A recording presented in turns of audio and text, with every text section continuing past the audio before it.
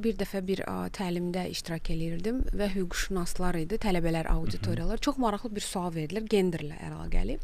Hüquqşünas oğlan ayağa qalxdı, 4-cü kurs tələbəsi idi. Dedi ki, mən bir sual vermək istəyirəm. Bax, siz qadınlar gəlirsiniz, gender bərabərliyi haqqında infosessiyalar keçirirsiniz.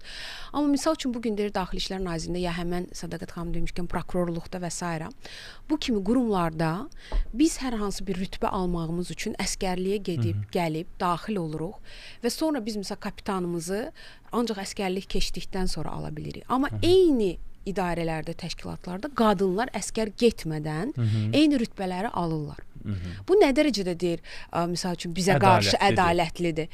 Yəni elə çıxır ki, əgər sən əskər getmədən də bu rütbəni əldə edə bilərsən, nəyə görə biz kişilər bugün işə düzələndə həmən bəndi qeyd edirik. Həqiqətən də mənə maraqlı bir sual oldu. Çünki biz də bu qanunvericiliyi təhlil edirik və hələ də ki bu sualın cavabını tapa bilməmişəm. O zaman sizə buna bənzər ikinci ədalətsiz insanların yanaşdığı bir sual verim. Boşanma məsələsində uşaq mütləq anaya verilir. Bəlkə atanın imkanları, şəraiti yaxşıdır, amma məhkəmə anaya verir. Bax, bu da köhnə stereotiplərdəndir. Həqiqətən son zamanlar, mən son 2-3 ildə xüsusilə vurğulamaq istəyirəm ki, məhkəmə sistemində də kifayət qədər dəyişikliklər olubdur.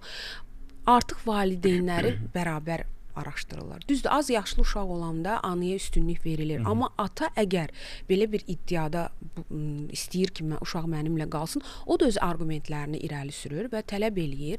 Həqiqətən də əgər mühit uyğundursa, onun gəliri, qazancı uyğundursa, yəni məhkəmə çalışır orada bir məxrəcə gəlmək. Və burada da mediasiyanın rolu da böyükdür. Çünki mediasiyada barışıq sazişləri bağlanaraq o məsələləri orada çox vaxt həll eləyir.